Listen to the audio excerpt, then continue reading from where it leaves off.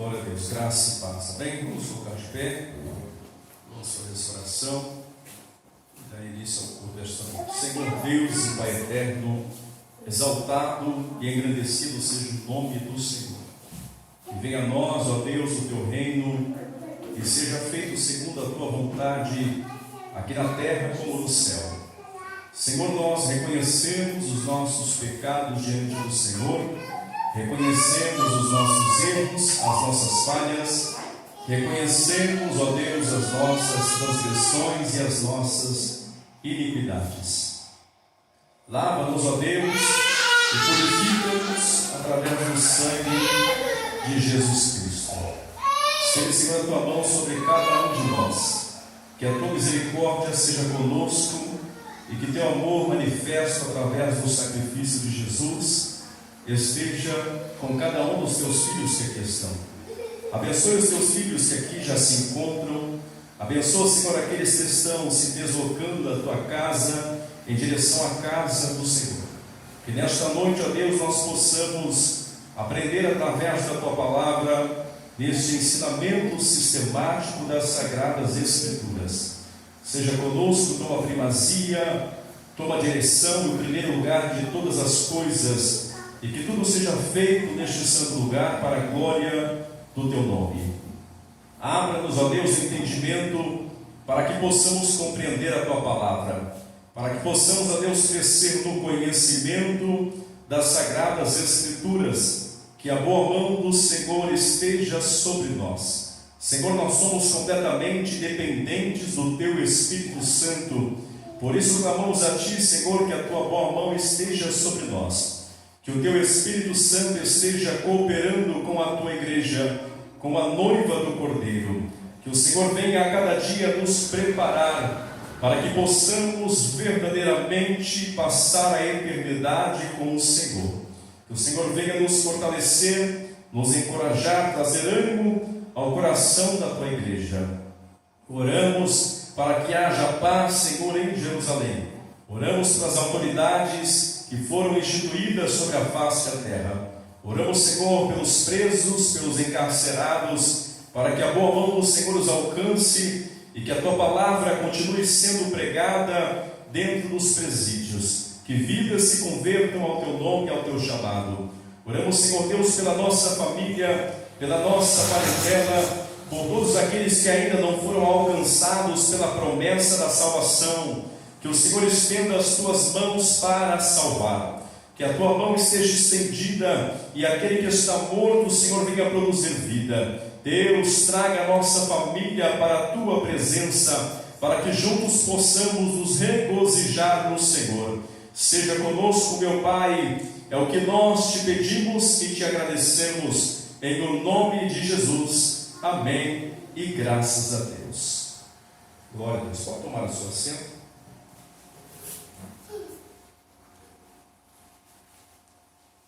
Vamos aqui dar continuidade do estudo bíblico sistemático e falar a respeito do Evangelho de Jesus Cristo, segundo escreveu o nosso irmão Mateus.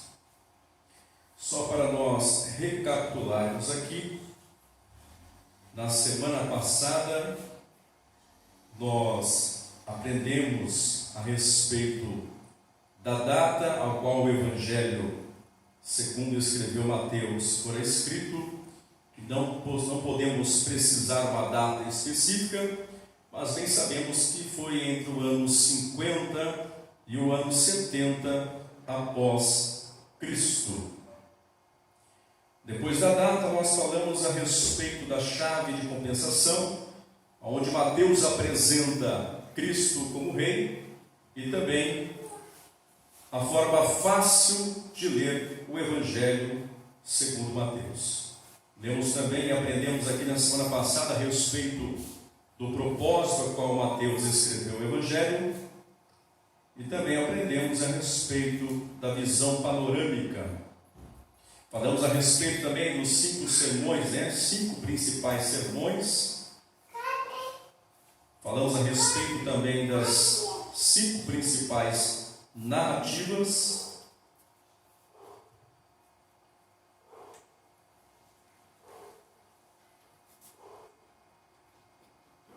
ou melhor, falando a respeito dos cinco principais sermões, e hoje nós iremos falar a respeito das 5 principais narrativas, tá bem? Então deixa aí aberto no seu smartphone o arquivo em PDF que lhe foi enviado, a parte onde fala a respeito das 5 principais narrativas, amém? Então, para nós iniciarmos, é importante nós entendermos o que significa, principais narrativas.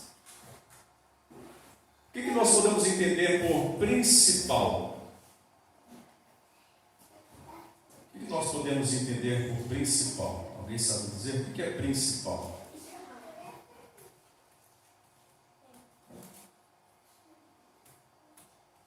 Quem se arrisca a dizer? Principal, significado de principal.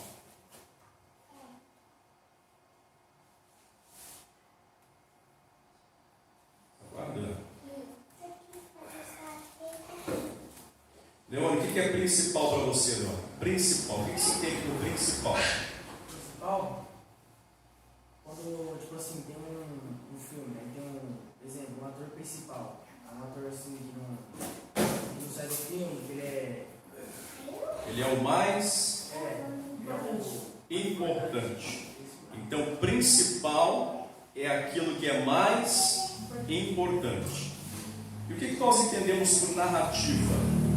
Helena, o que você entende por narrativa? O que é narrativa para você? O que você entende? Escrito na escola, é coisa de escola, de português. Narrativa é uma exposição de um acontecimento. Então, narrativa é a exposição de um acontecimento, certo?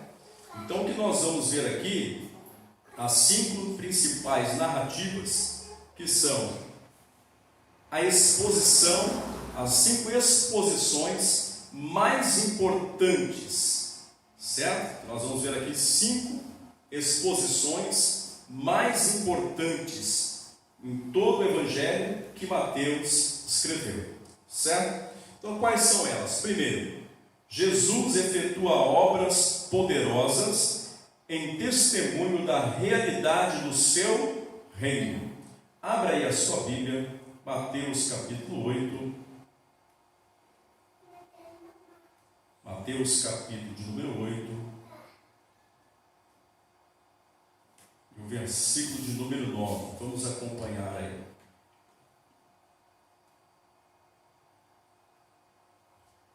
Porque também eu sou homem sujeito à autoridade. Tenho soldados às minhas ordens, e digo a este vá, e ele vai, e a outro venha, e ele vem. E ao meu servo faça isto, e ele o faz. Ao ouvir isso, Jesus ficou admirado e disse aos que o acompanhavam: em verdade lhes digo que nem mesmo em Israel encontrei tamanha fé. Então observe, Jesus, quando ele operou os milagres sobre as pessoas, observe que cada pessoa que Jesus se aproximava tinha uma necessidade. E aquilo que Jesus pôde proporcionar a essas pessoas, ninguém na face da terra poderia proporcionar, certo? Então Jesus, ele efetuou obras poderosas em testemunho da realidade do seu reino, porque o reino de Cristo não é um reino terreno, mas é um reino espiritual, é um reino celestial, é do mundo invisível, é diferente do reino do homem na terra. Porque o reino do homem na terra só é capaz de alcançar aquilo que as suas próprias forças conseguem alcançar. Agora, o reino de Cristo é diferente, porque o reino de Cristo ele é sobrenatural, e o reino do homem é um reino natural. Segunda principal narrativa, Jesus demonstra mais profundamente a presença do reino. Mateus capítulo 11, versículo 12. Vamos acompanhar aí. Mateus capítulo 11 e o versículo de número 12. Está escrito assim: desde os dias de João Batista até agora, o reino dos céus sofre violência, e os que usam de força se apoderam dele. Então, a segunda narrativa é que Jesus demonstra profundamente a presença do reino de Deus entre os homens. Porque Jesus, preste atenção, Jesus, ele era a presença do reino de Deus entre os homens. Por quê? Porque ele veio cumprir um plano que o Pai havia pré-estabelecido para ele. Então, a pessoa de Jesus na terra era o próprio reino de Deus entre os homens. Terceira narrativa: a proclamação do reino provoca oposição diversa. Então, vamos ver Mateus capítulo 14.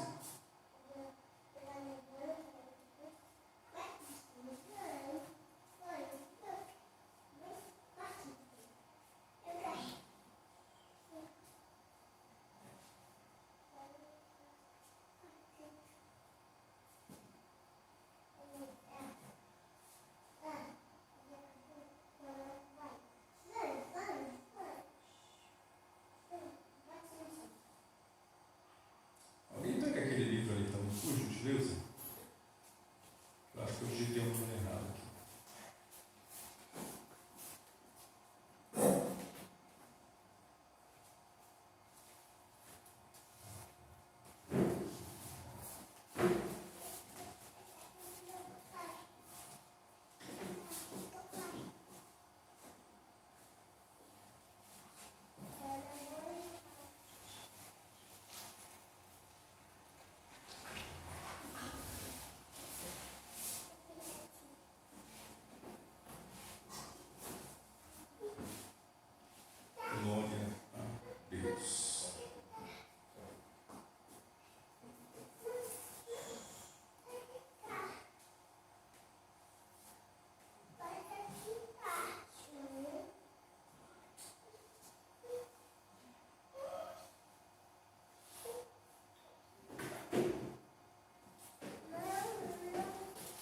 A referência, irmãos, não é essa que está digitada aí. Na verdade, não foi uma falha minha, não. O próprio livro mesmo está trazendo uma referência equivocada em relação ao que está escrito.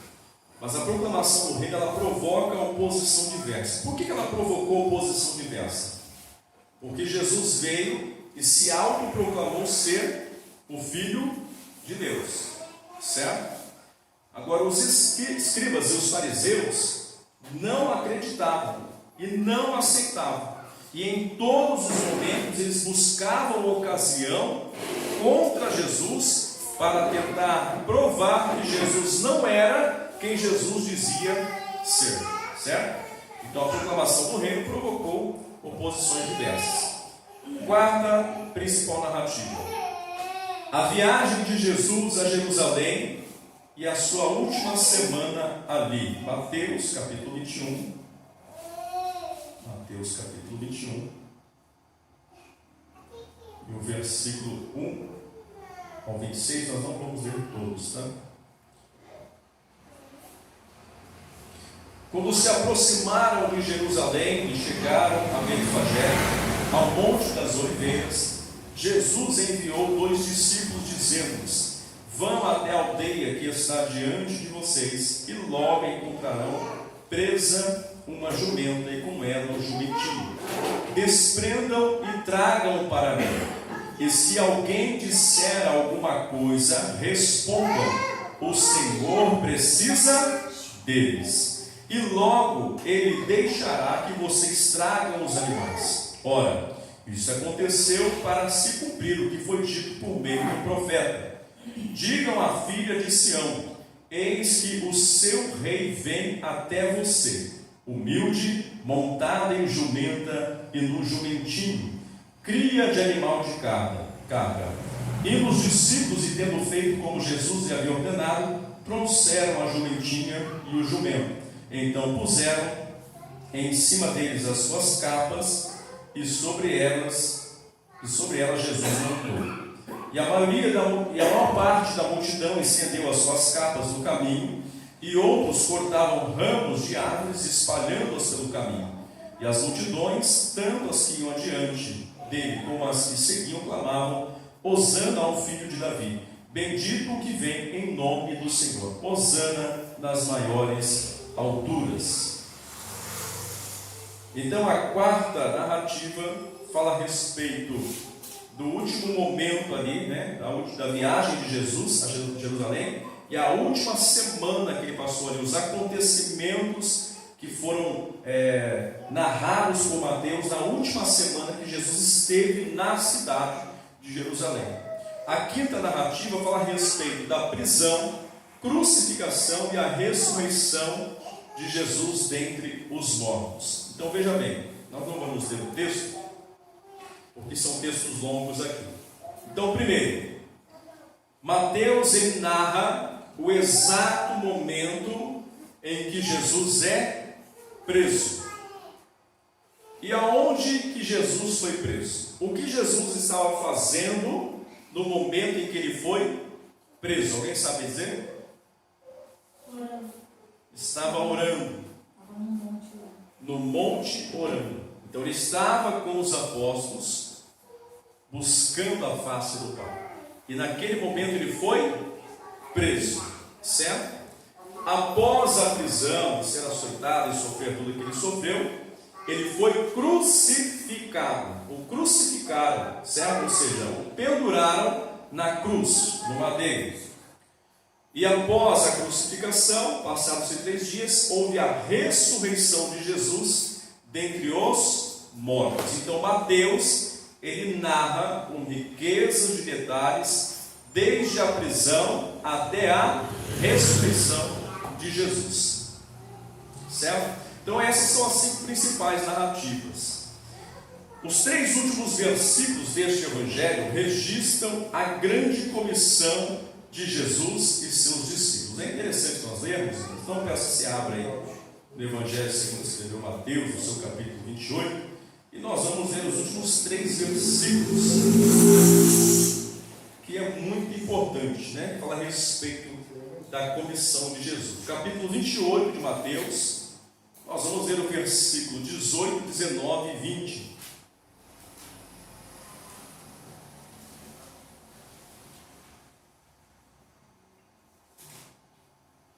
Está escrito dessa maneira: Jesus, aproximando-se, falou-lhes dizendo, então veja bem, os discípulos estavam reunidos e Jesus se aproximou deles, certo? E o que Jesus disse para eles? Toda a autoridade me foi dada no céu e na terra. Então veja bem, os discípulos estavam reunidos, isso pós a ressurreição de Jesus, certo? Pós a ressurreição. Os discípulos estavam reunidos, Jesus se aproxima deles e diz: todo o poder.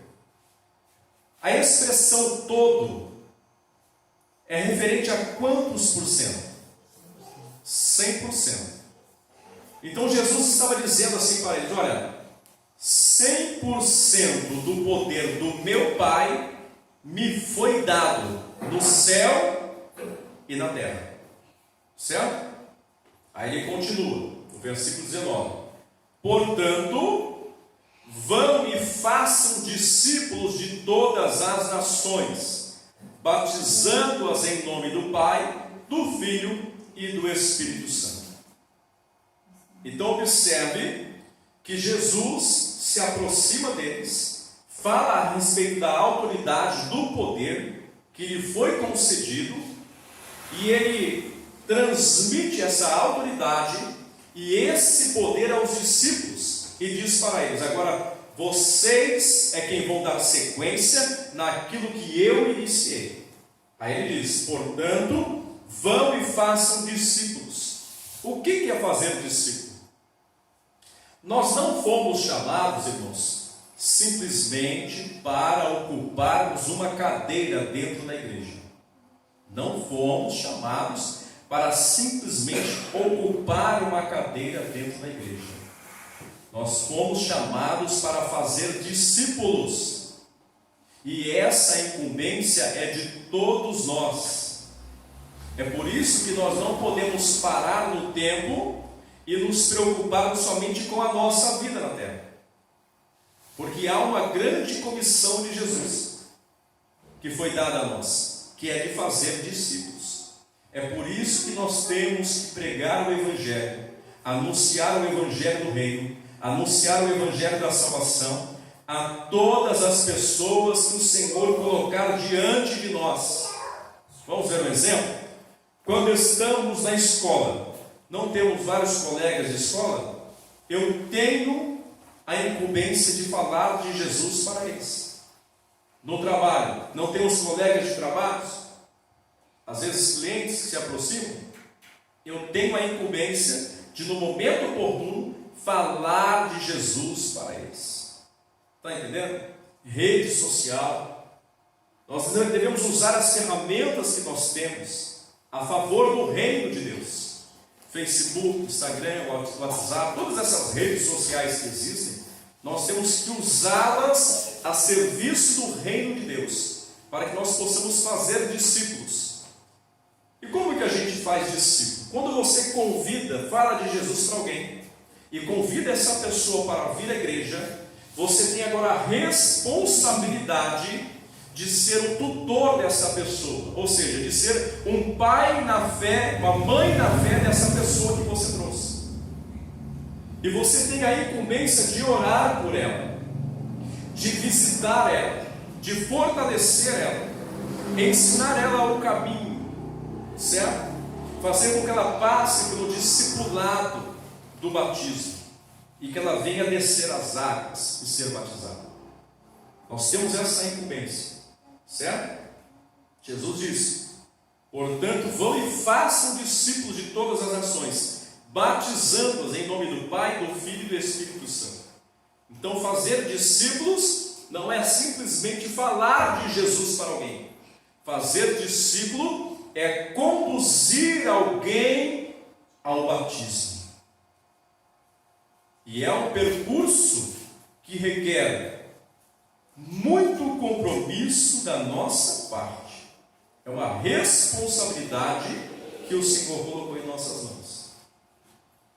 Versículo 20 ele diz: ensinando-os a guardar todas as coisas que tenho ordenado a vocês, e eis que estou com vocês todos os dias até o fim dos tempos. Então veja bem, o versículo 20 diz assim: ensinando a guardar todas as coisas que tenho ordenado.